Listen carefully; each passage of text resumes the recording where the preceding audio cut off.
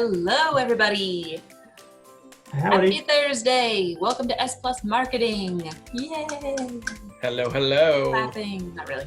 Free Friday. Free Friday. This is S+Marketing. Thanks so much for being here with us. We're here to help you feel and be smarter about what's happening in the marketing world right now. What is S+Marketing? Thanks for asking. It's marketing based on the ultimate human technology, stories. That's right, stories. Stories!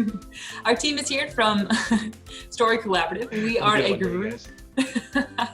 We're a group of growth marketing consultants, and we're really excited to be here with you. We're going to introduce ourselves. While we do that, if you all would start a watch party, if you're on Facebook, if you would tag a couple friends, that'd be great. If you need a cookie or a coffee, power suggestion, go do that. And all right, Dave, go ahead. Tell us who you are. I'm Dave. I need a cookie. My favorite kind of cookie is actually the monster cookie. And so that's what I need.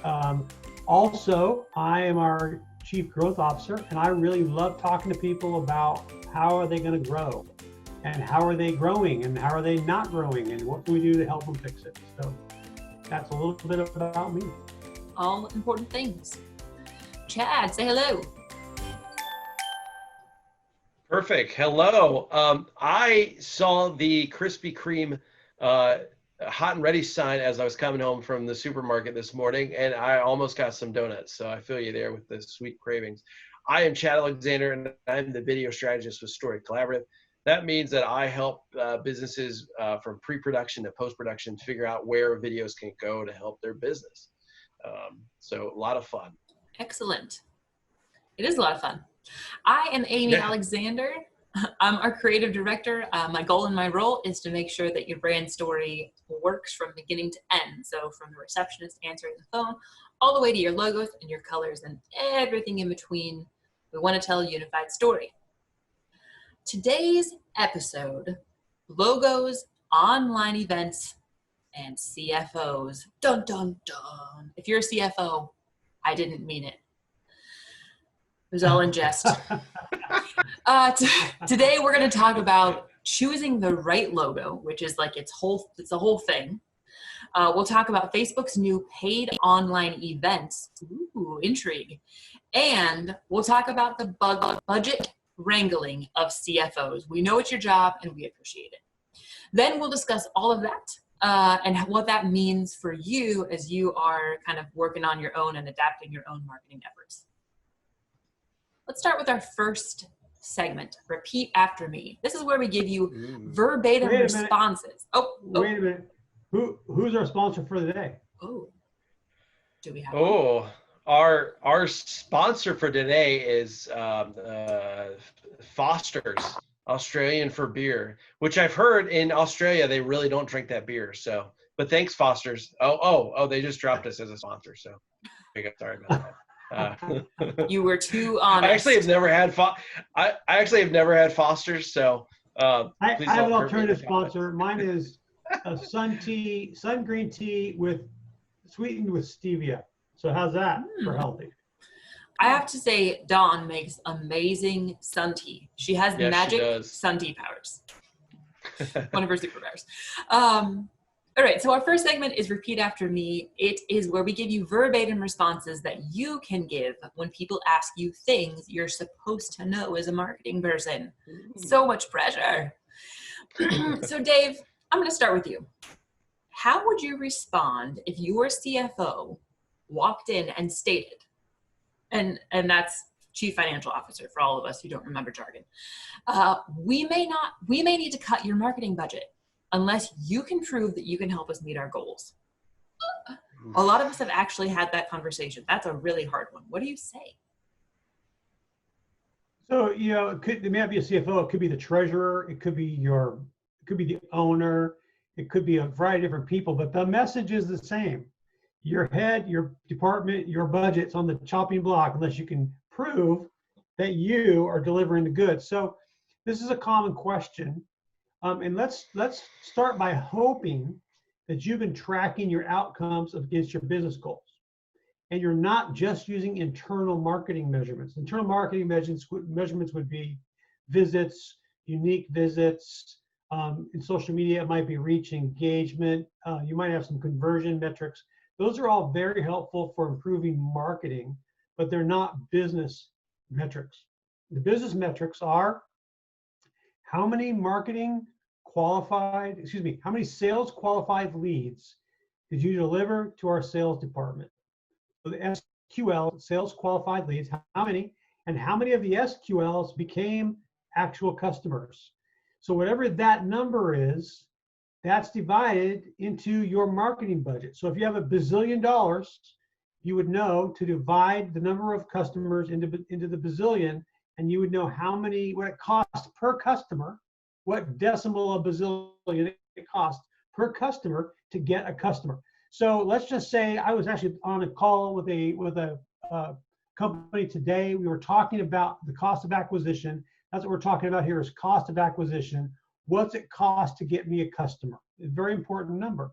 I was looking at some estimates from Google today that were $800 a customer. We have other customers we work with where the average cost is around $400 or $500 a customer. And depending on the industry, this could be a large or small number, but this is the math you have to do.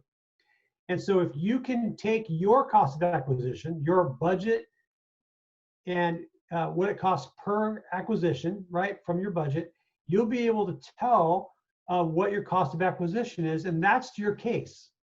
If you've got a better cost of acquisition than the benchmarks, or at least as good as the others in your industry, then you're in really good shape. Now, if you don't have a good number, then it's time for a conversation. So here's the offer I'll make. I'll do a solutions call with you, and we'll talk about what do I do about this conversation? What do I do about documenting to my board, to my boss, that our work is actually effective? And that's a free session. I take 30 minutes. And the way you get that is just to go to bit.ly/solution-session. That's bit.ly/solution-session. And we'll talk about what you're tracking, what it's showing, and what data you might be missing. So that's how I'd answer. That is a really great offer, Dave. This is a really huge point of nervousness. This is the kind of thing that keeps us as marketing professionals awake at night, is like proving that we need to keep our budget, proving that we need to increase our budget, proving that we do anything with our time. It's painful. We're wondering what Chad does with his time, because, you know, what does it say there? Hold it up to the camera, Chad. You can't see it. It's supposed to say bit.ly, but my manual focus is on, so it's not zooming in on that. He's a videographer, so he's using a real live camera, like not a webcam. Anyway, great. Well, we'll include that link, and that's a really great offer. I recommend you guys take him up on it, because that could save you in this really. I've got a question for Chad now. So Ooh, Chad, you were still going to repeat after me, right? So I can ask Chad a question. So here's my question, Chad.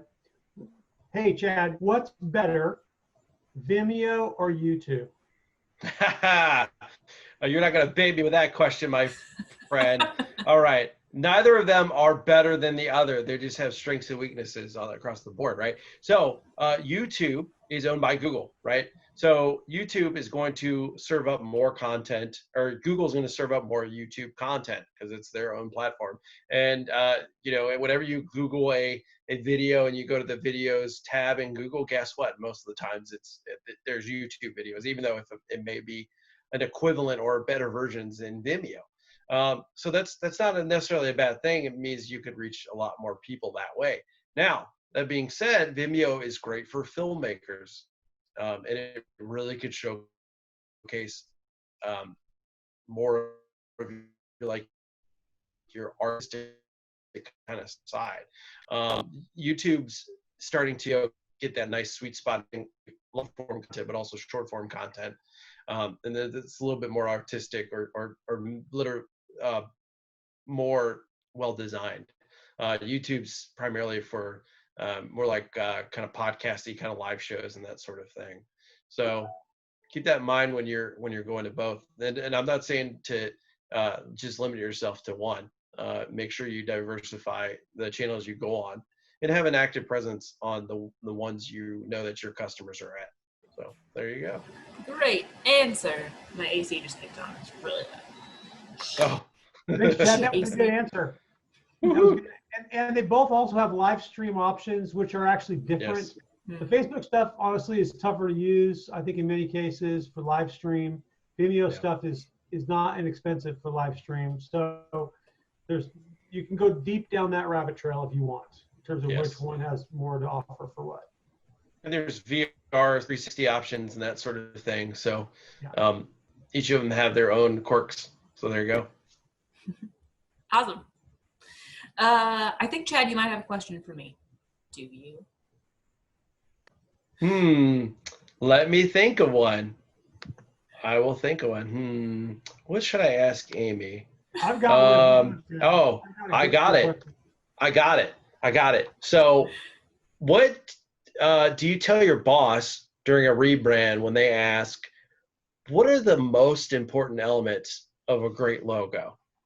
What do you tell them? What do you tell the boss? That's a great one. What do you tell the boss? Well, we've all been through a rebrand, or, obviously when you're launching a new business, you come up with a logo, but rebrands are pretty common. And you end up getting all these comps from designers, or ideally a designer. Making designers compete against each other is not nice, and you shouldn't do it.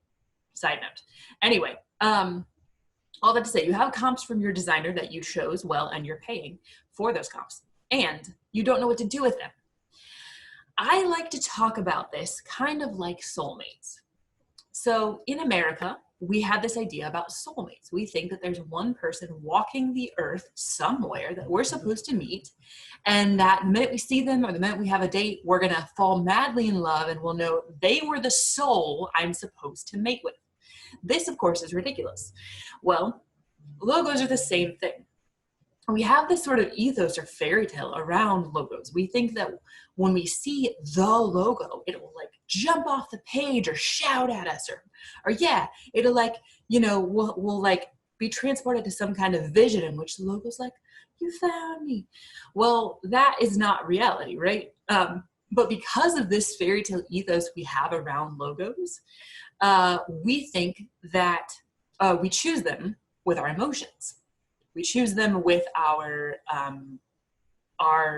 gut, okay? Well, that's not always a smart way to choose a logo. It can help. You should always use your gut when you're doing whatever, right? Like, I believe in trusting your gut, but you should also use your brain, okay? So here's the three things, okay, what you should do when you're looking at those logo comps. The first is, ask yourself, is it simple? Is it simple? Simplicity is the difference between a logo and a picture. So my rule around logos is that it has to look really great in a single color. If you're given designs that have multiple colors, especially overlapping each other, into which elements would disappear if it was in one color, that's a picture, it's not a logo, okay? So simplicity. The second is it readable? Logos often appear at large and really small sizes. So you want to kind of zoom out, use whatever program you're looking at, whether it's a PDF or it's your web browser or whatever, zoom out and look at the logos really small and see if you can still read or make out the basic concept. The last is it memorable? Now, we live in a world where brand story is far more valuable than a logo. We remember the ethos and the lifestyle around brands way before we remember logos. This is not 1960 anymore, where Coca-Cola, right? Like, there's brands we've all known forever that are ingrained in our brains, but that's not today's branding world. Logos matter way less than they ever did before. And the concept behind the logo is what matters most, but it doesn't mean you should be unoriginal. It doesn't mean you shouldn't try. So having the most memorable logo you can have is definitely your best bet. Google your industry, and then whatever elements your industry is using across the board, don't use them. So if you're a security agency, don't use a shield. If you are a school, a private Christian school, don't use a cross. If you are a security software, don't use a lock. What else? If you are, if you're a managed service provider, don't use a circle or a swoop. The list goes on, right? Those are my 3 best elements of a logo. Ta-da. You might be a redneck if you know. That would be a really good article. I actually did write an article on this topic, and I'll make sure I include that link. It goes more in depth on these concepts. I have a question, Amy. So, in my experience in working with people with logos, a lot of times they are choosing their logo based on their personal preference. And do you think that I should choose the logo that I like the best? Should that be my primary, this is what I like? What do you think? Yeah, I think there's 2 answers to that question. I think 2 things. One is I like to remember places like Pixar. The team at Pixar makes movies they want to see. That's one of their rules. If they want to see it, they'll make it. So it is important to remember that you're a consumer and to remember how it is you behave as a consumer when you're making business decisions. Having said that, if you are a 50-year-old white male and you are selling handbags to 15-year-old girls, yeah, probably the logo you like is not the one they like. So you have to do both things simultaneously. I think you have to remember that you're a consumer and you have a good consumer opinion, but who is your target audience and what is it that your target audience wants? And that really has to override your internal instincts. Do you think, so, if you have a circle of key advisors or key stakeholders in your organization that, they're consumers too. And so you should listen, I think, to the people around you. If you're the only one who likes something and everyone else hates it, then, it might not be the right choice. And you should really listen to people around you. So, and I've seen all these things. Yeah. Haven't we have all? Yes. All right. That was great. Let's move on to our next segment, which is term of the week. Dave, do you have a sweet, great term for us? I do. I got a really important term. I've been asked what this term means like 457 times a week. I was going to say, is that all? This term comes up every time you look at your analytics for your website. The term is bounce rate. Right? So what is bounce rate? Bounce rate is a marketing internet term. This is not about hip hop, or this is not about how quickly a child bounces when they've been at home for too many months in a row. This is not pogo stick racing for the Guinness World Book of Records. This is internet. What's a bounce rate in the internet? So this means the percentage of people who come to your website and then they bounce or leave rather than continuing to do something else. They don't click a link, they don't click a button. And so we look at bounce rate. So the question is bounce rate good or bad? Well, here's what the bounce rate could, let's just say for the sake of discussion, your bounce rate is 55%. About half the people who come to your website leave the site without doing anything. Now we want people who come to the website to do something. A high converting website, a high performing website has people taking actions on it. They don't just all bounce. So it could mean a number of things. It could mean that you're running an ad that has nothing to do with the page that you take people to when they click.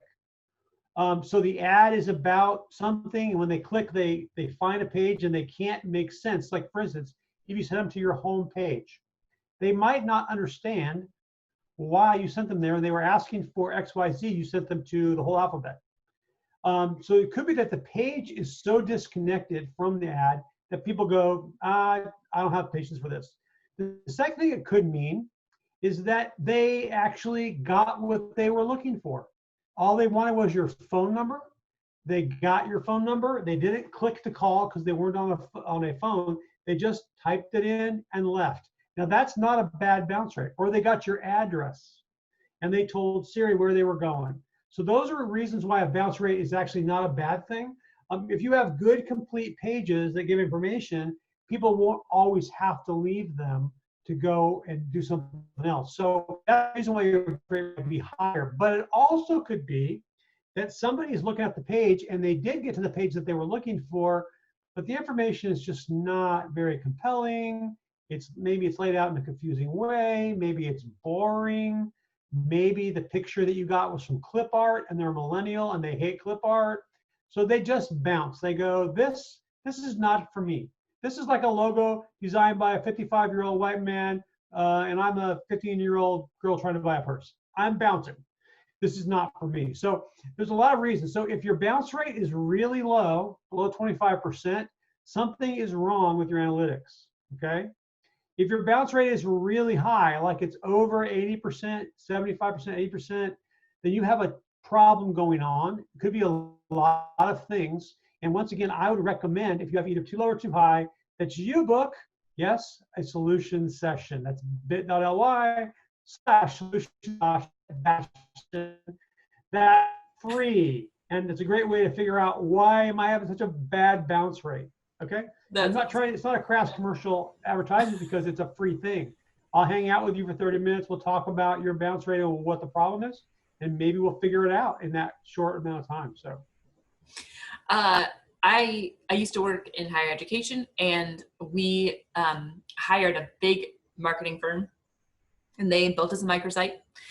And within a few weeks of the microsite being live, they came in and they said, you have a 0.006 bounce rate. I've never seen a bounce rate that low in my life. They went to the president. They were all excited about their 0.006 bounce rate. All the while, I'm wondering, the lowly person I was who could say nothing, why their Google Analytics wasn't working. Okay.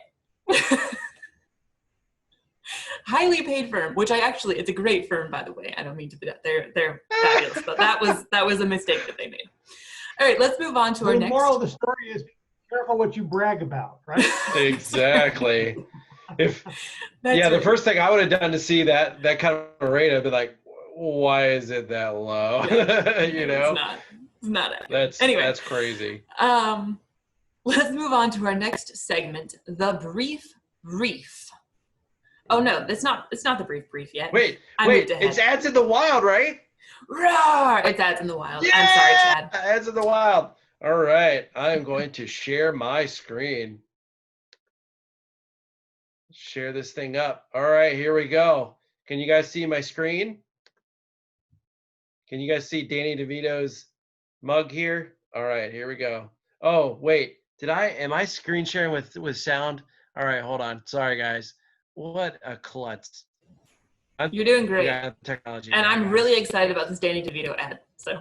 Have you ever seen this before, Amy? I don't know. I'm gonna find out. Oh, this one's hilarious. All right, here we go. How to organize receipts.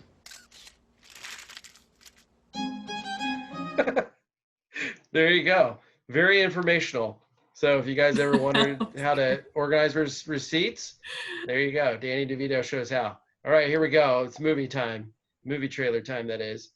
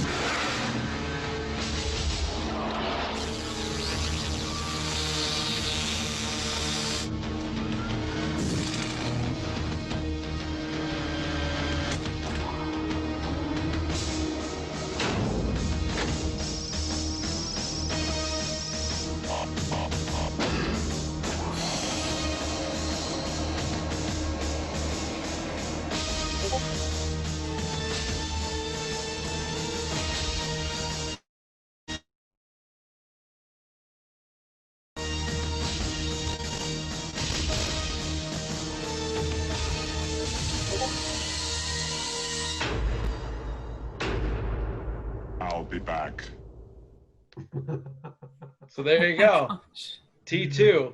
And this is way before they were doing like teaser trailers a year in advance.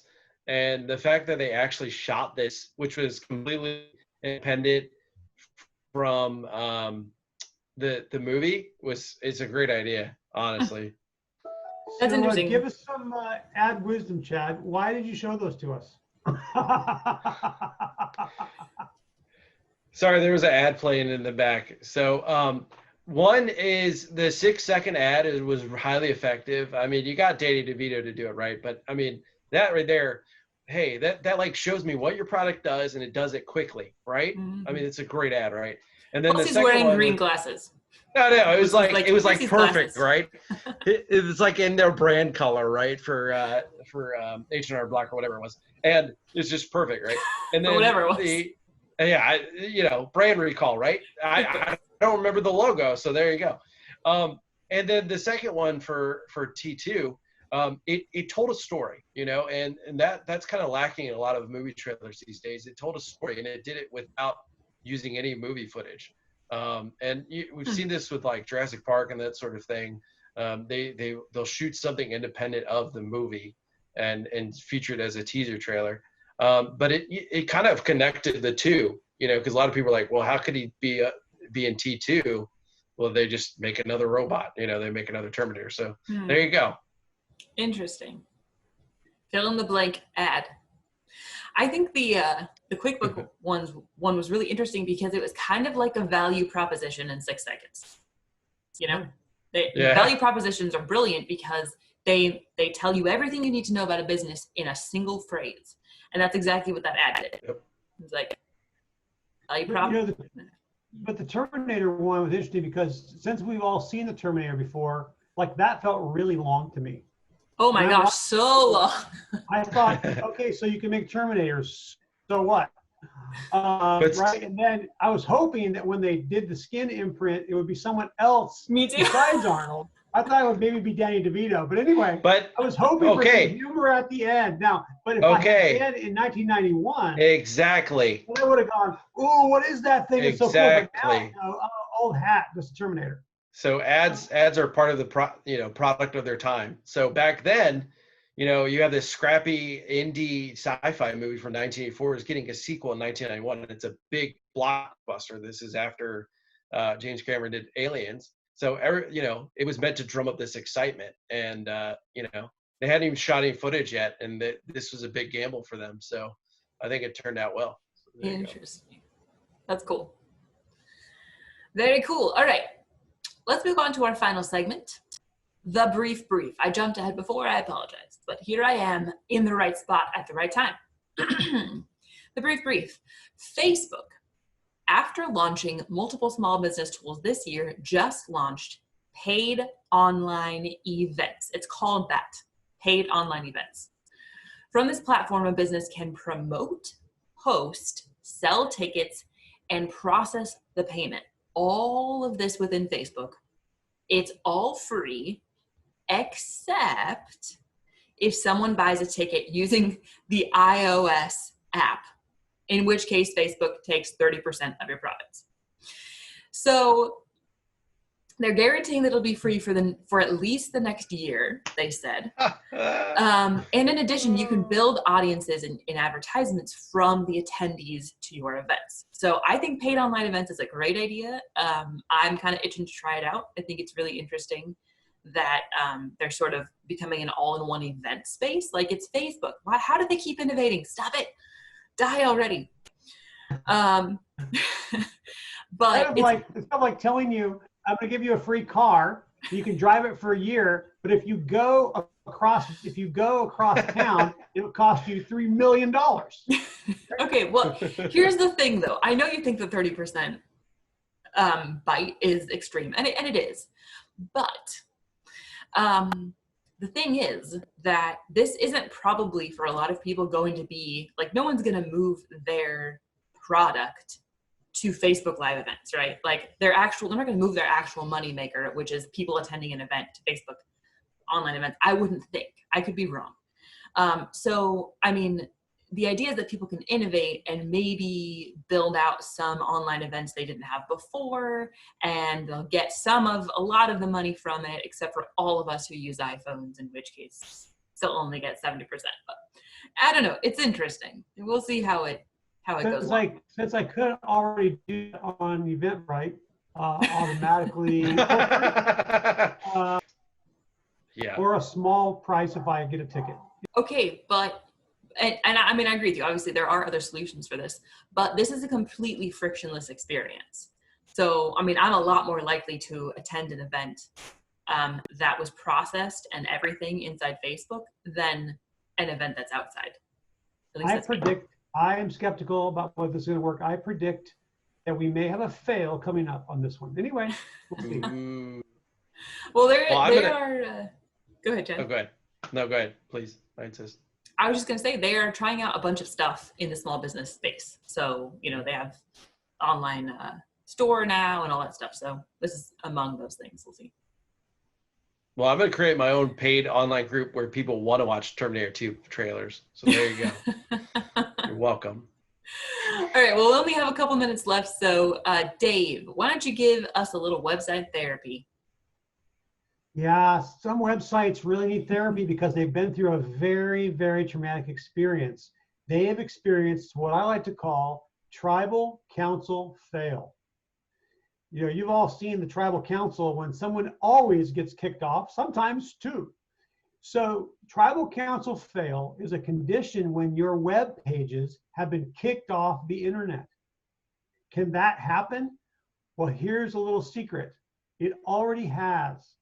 90%, that's 9 out of every 10 pages on the internet, that's nada, get any web traffic. So something's happening to lots of people's web pages in which they are not getting any web traffic. Those pages sit there, they've been kicked off the internet. Now, I will tell you that I've written a whole blog about this that you can read on our website. And it's what to do when your web page is kicked off the internet.